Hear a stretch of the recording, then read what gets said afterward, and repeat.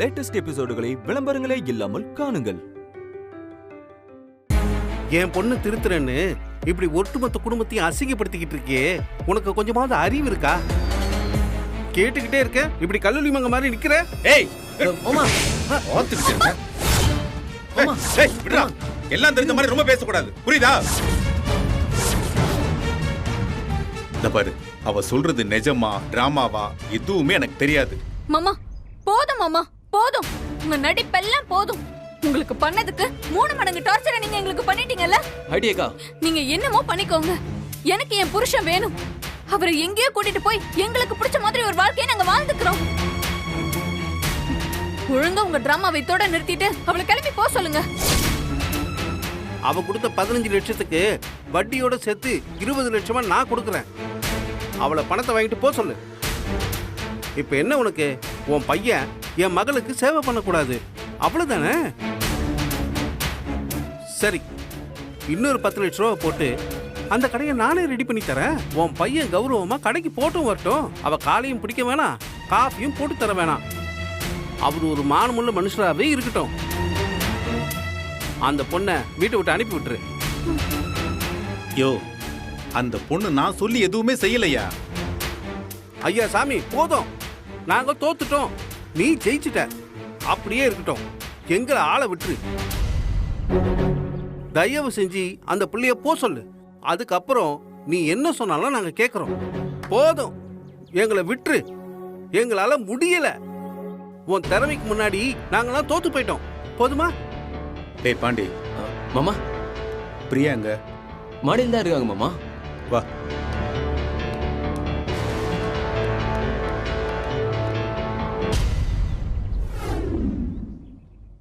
கோ ஆனாலும் நீங்க போட்டு சாதாரண குண்டு இல்லக்கா. வீட்டுல இருக்கிற அத்தனை பேரும் மெஸ்ஸல் ஆயிட்டாங்க. அந்த வெள்ளை வெட்டி தொடர்ந்து நீங்க போட்டான். இதுக்கு அப்பால ரவி மச்சனா அவங்க ஒன்னும் சொல்ல மாட்டாங்க. ஃபுல் ரெஸ்பெக்ட் கொடுப்பாங்க. அந்த அளவுக்கு நீங்க ஒரு பெரிய மேட்டர் பண்ணிட்டீங்க. நான் என்ன பாண்டி பண்ண? ரவி எப்பவுமே நல்லா இருக்கணுங்கிறது தான் என்னோட ஆசை. ரவியும் முதலியே சொல்லியிருந்தாம்மா, நீங்க 2 பேரும் தான் உமாவை திருத்துறதுக்காக இப்படி ஒரு டிராமா பண்றீங்கன்னு. இதுல ரவிக்கு ஒரு பிரச்சனையும் இல்லம்மா. அவன் பாட்டுக்கு அவன் பொண்டாட்டியோட சேர்ந்து வாழ போயிடுவான்.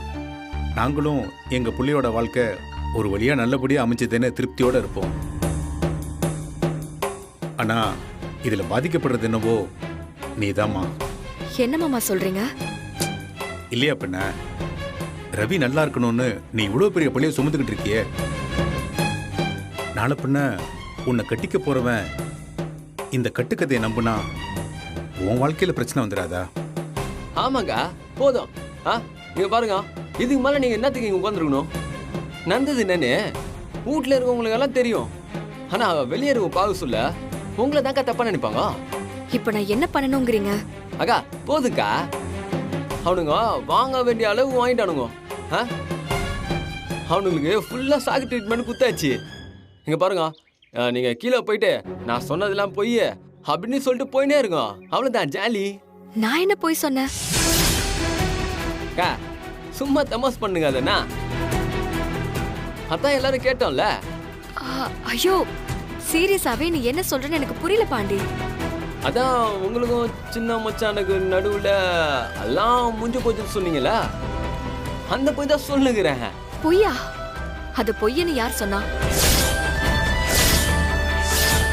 எனக்கும் ரவிக்கும் நடுவுல எல்லாமே நடந்தது உண்மைதான்.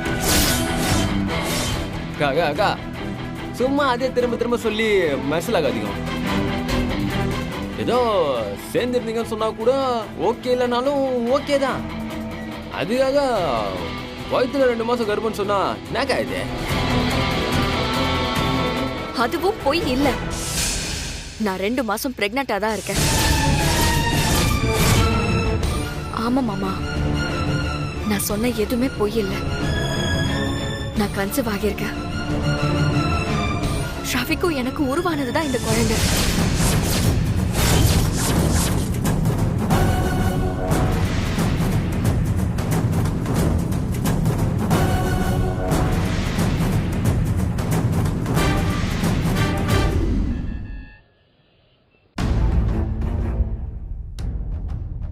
என்னங்க என்னங்க ஏய் மேகலா என்னம்மா? இல்ல அந்த பொண்ணு மேல என்ன பண்ணிட்டு இருக்கா? அடச்சி, சும்மா இப்ப அது ரொம்ப முக்கியம். 2 பேரும் போய் வேலையை பாருங்க, போங்க. ஏன் மாப்ள, உங்களுக்கு வேலை போனதுல இருந்து உங்க ஐம்புலனும் அருமையா வேலை செய்யுது. கண்ணை மூடிக்கிட்டே 4 பக்கமும் நடக்கிறது அப்படியே டக்கு டக்கு டக்குன்னு சொல்லிட்டே இருக்கீங்க. இது என்ன பிரமாதம்? கண்ணை மூடிக்கிட்டே கரெக்டா சொம்பெடுத்து வீசுவேன். அது எப்படி முடியும்?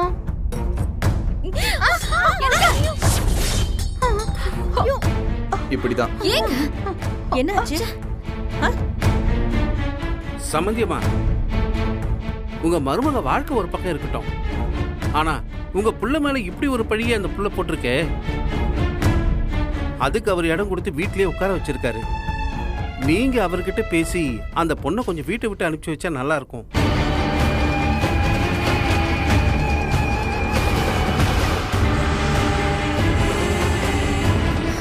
வரா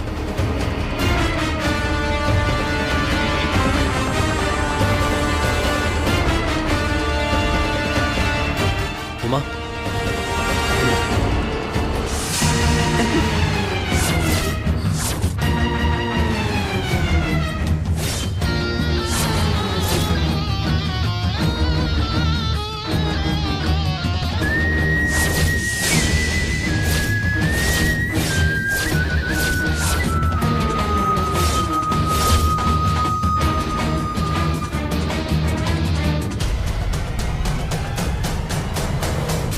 ஒரு நிமிஷம் நில்லுங்க.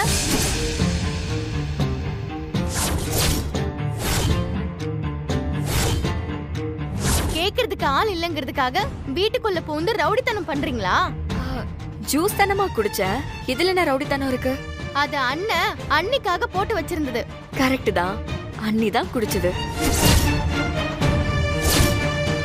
நான் அண்ணின்னு சொன்னது உங்களுக்கு கிடையாது, உமா அண்ணி. உமா அண்ணினா அப்போ நான் யாரு? இத பாருங்க, அவங்க உண்டாயிருக்காங்க. அதுக்காக தான் அண்ணன் அவங்களுக்கு ஜூஸ் போட்டு கொடுத்துட்டு இருக்காரு. நானும் தான் உண்டாயிருக்கேன்.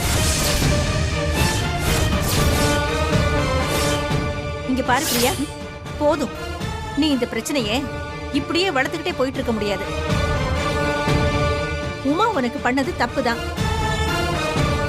அதுக்காக ஒரு புள்ளத்தாச்சி பொண்ணை போய் இப்படி நீ பாடாப்படுத்துறது கொஞ்சம் கூட சரியில்லை. உங்க எல்லாருக்கும் புரியுற மாதிரி தானே சொன்ன. நானும் ரவியும் ஒன்னா வாழ்ந்தோம், அதனால நான் கன்சீவ் ஆயிருக்கேன்.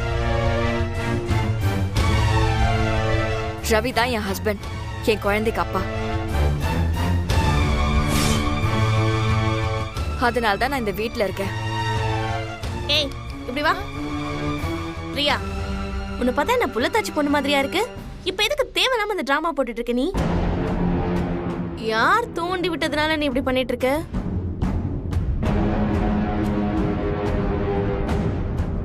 தேவையில்லாம பேசுனதையே திரும்ப திரும்ப பேசுறதுல எந்த பிரயோஜனமும் கிடையாது. அடுத்து என்ன பண்றதுன்னு யோசிங்க. நான் உண்மையை சொல்லிட்டேன்.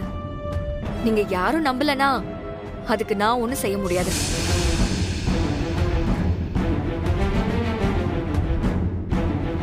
அப்போ நீ உண்டாயிருக்க.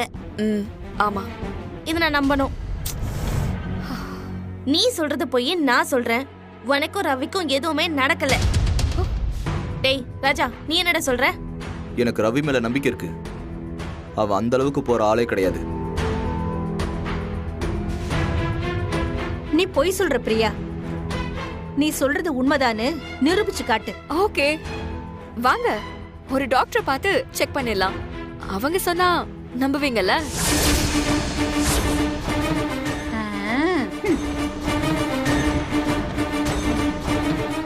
அதெல்லாம் எங்க டாடி பக்காவா ஒரு டாக்டர் ரெடி பண்ணி வச்சிருப்பாரு. என்ன டாடி, ரெடி பண்ணி வச்சிருக்கீங்கல்ல? இந்நேரம் ரிப்போர்ட் கூட ரெடியா இருக்குமே, போய் வாங்கிட்டு தான் வரணும்ல. டேய், இந்த பொய், பித்தலாட்டம், முள்ள மாதிரித்தனம், கேப் மாதிரித்தனம் இதெல்லாம் உன்னோட ஏரியா. எனக்கு இதுக்கு என்னடா சம்பந்தம்? சரி, நாங்க சொல்ற டாக்டர் வேணாம், நீங்களே ஒரு டாக்டரை சொல்லுங்க, அவங்க கிட்டே செக் பண்ணிருவோம். அப்படி வா வழிக்கு. சரி, எங்களுக்கு தெரிஞ்ச டாக்டரை நாங்க வர சொல்றோம்னே, அவங்க வந்து பார்த்துட்டு சொல்லட்டும். எப்படி இருந்தாலும் டாக்டர் இப்போ டியூட்டிக்கு போயிருப்பாங்க. சாயந்தரம் டான்னு கரெக்டா 6 மணிக்கு நான் நேரா வீட்டுக்கே வர சொல்றேன். Okay, well I'm okay with anything. இது பார், நீ சொன்னது மட்டும் பொய்ன்னு தெரிஞ்சது, நீ பாட்டுக்கு பேசாம கிளம்பி போயிட்டே இருக்கணும், புரியுதா? அதுவே உண்மையா இருந்தா இந்த வீட்ல இருக்கிற எல்லாரும் இந்த வீட்டு வாரிசை பெத்தெடுக்க உதவி பண்ணணும்.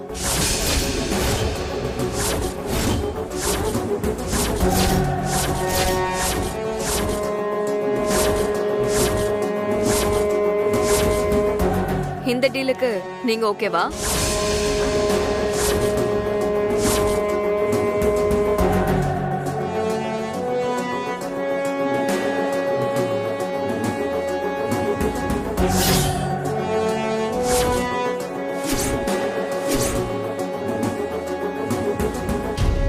மாமா, எல்லாரும் என்ன உங்களை தான் ஃபோர்ஸ் பண்ணுகிறாங்க. ஏய், எல்லாரும் என்ன எதுக்கு பாக்குறீங்க? எல்லாரும் அவளை பாருங்க. இல்ல இந்தா எல்லாத்தையும் பண்ணிட்டு ஒண்ணும் தெரியாத மாதிரி உட்கார்ந்துருக்கானே அவனை பாருங்க. ஒரு சம்பந்தமும் இல்லாத என்ன ஏன்டா பாக்குறீங்க?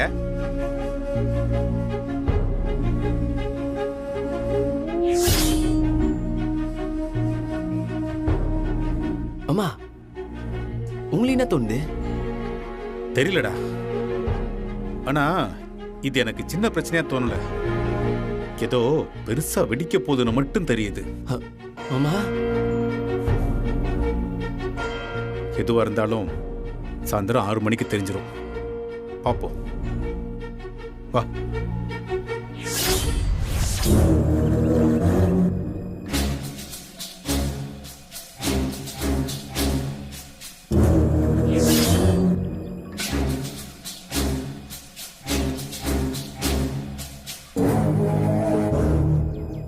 எந்த நம்பிக்கையில இவ டாக்டரை கூட்டிட்டு வாங்கன்னு தைரியமா சொல்லிட்டு போறா? அதுவும் நாம சொல்ற டாக்டரையே கூட்டிட்டு வாங்கன்னு சொல்றாளே. இல்ல, அவ சொல்லிட்டு போனதை பார்த்தா இல்ல மாப்பிள்ள, எதுக்கு வேணா விடுங்க. என் வாயால நான் ஏதாவது சொல்லி அது பழிச்சிட வேற போகுது. டே ரவி, இப்ப நீதான் இதுக்கு தெளிவா பதில் சொல்லணும். நான் என்னென்ன சொல்லணும்? உன் மனசுல உள்ளதுதான் சின்ன மாப்பிள்ள.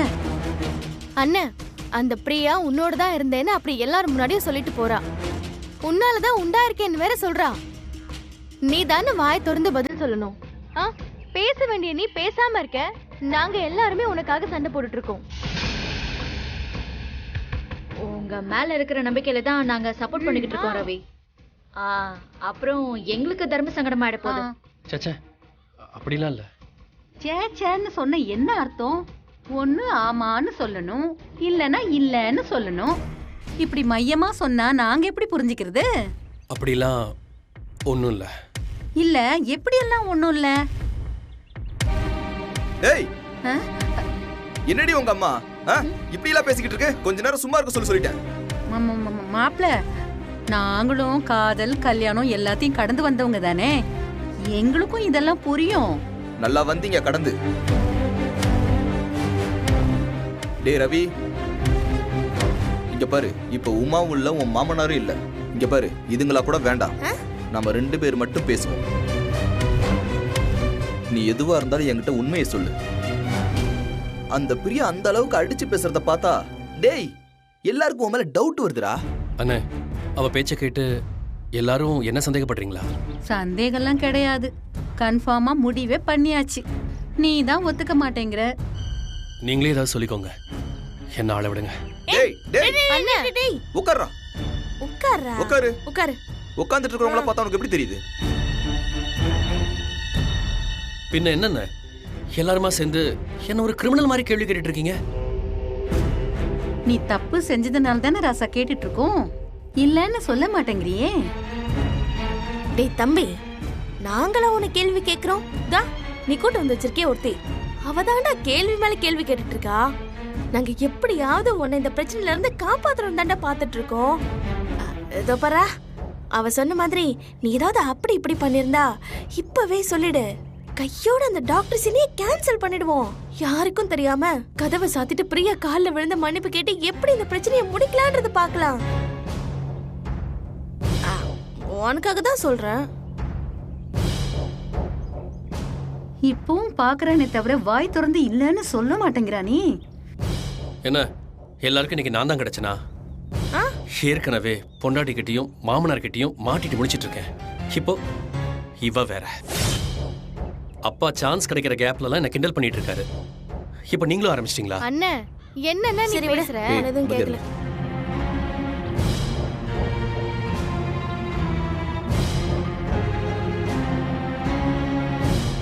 என்ன என்ன விஷயம்? இல்ல ஒண்ணும் இல்லம்மா. என்னன்னு சொல்ல போறீங்களா இல்லையா? மா அதெல்லாம் ஒண்ணும் இல்லம்மா. அந்த பிரியா அவ்வளவு உறுதியா சொல்லிட்டு போறாளே, அதான் ரவி கிட்ட உண்மையிலேயே அப்படி எதுவும் நடந்துச்சான்னு. வாய முடுறா. அவனை பத்தி உங்க யாருக்கு எதுவும் தெரியாதா? இல்ல எனக்கு அவன்கிட்ட கேட்க தெரியாதா? எவ்வளவு ஒருத்தி வந்து என்னமோ சொன்னாங்கிறதுக்காக நம்ம வீட்டுல இருக்கிறவங்களே நாமளே சந்தேகப்படலாமாடா? ஐயோ, அவன் இன்னும் உண்டா இல்லையான்னே சொல்லல. இப்ப அதையும் கேட்க வேணான்னு இந்த அம்மா சொல்லிடுச்சு. ரேவதி சொன்ன டாக்டர் சாயங்காலம் வரட்டும், வந்து செக்அப் பண்ணட்டும். அதுக்கப்புறம் நாம அவளை துரத்துறதுக்கான வழியை யோசிக்கலாம். டே ரவி, நீ வேற எதையும் யோசிச்சு மனசு குழப்பிக்காத.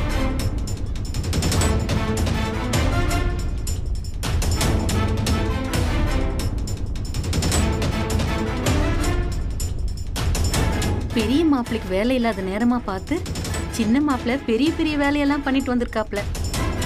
ஆனாலும் கடைசி வரைக்கும் இல்லைன்னு சொல்ல மாட்டேங்கிறானே. என்ன? ஒன்னும் இல்ல மாப்பிள்ள.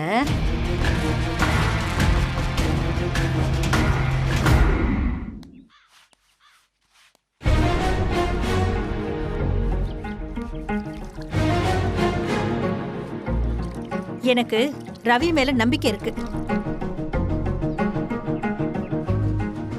டேய் பாண்டி, டேய் அங்க பாருடா, ஏதோ ஒரு கரை இருக்கிற மாதிரி இருக்கு பாரு.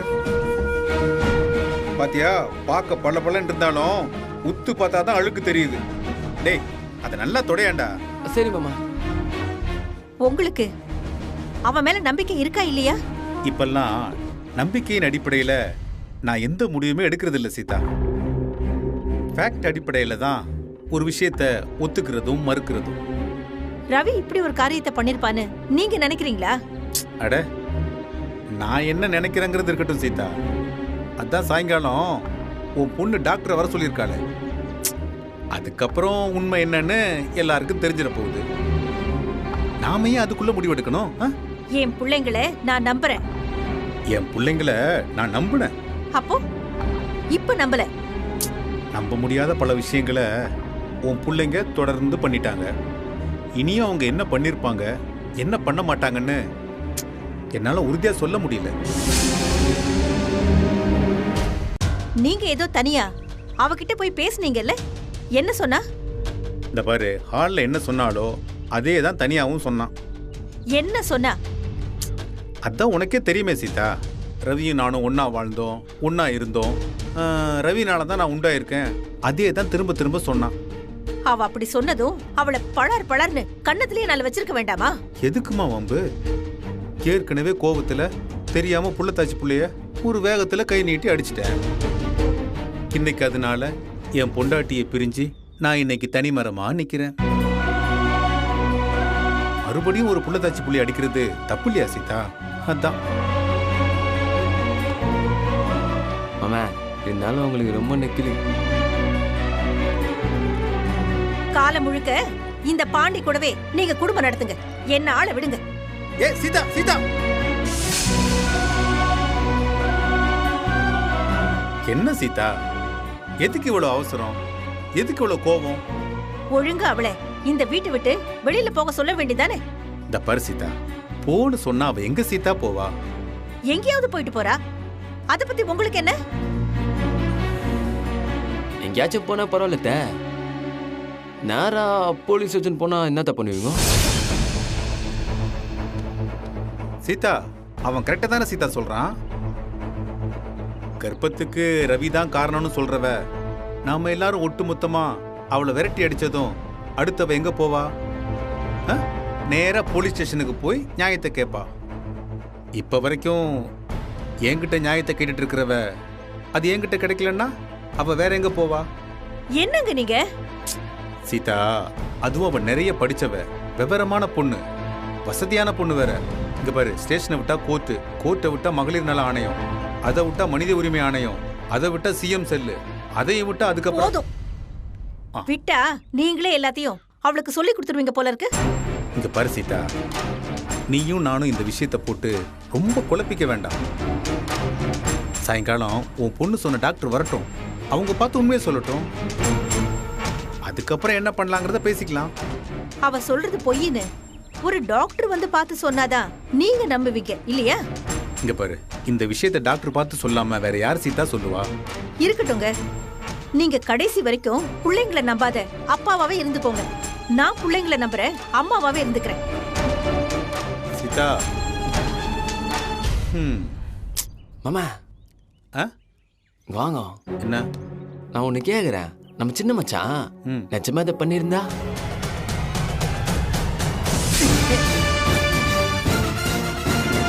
வேலையை பாடுறான்னா வெட்டி கதை பேசிட்டு இருக்க.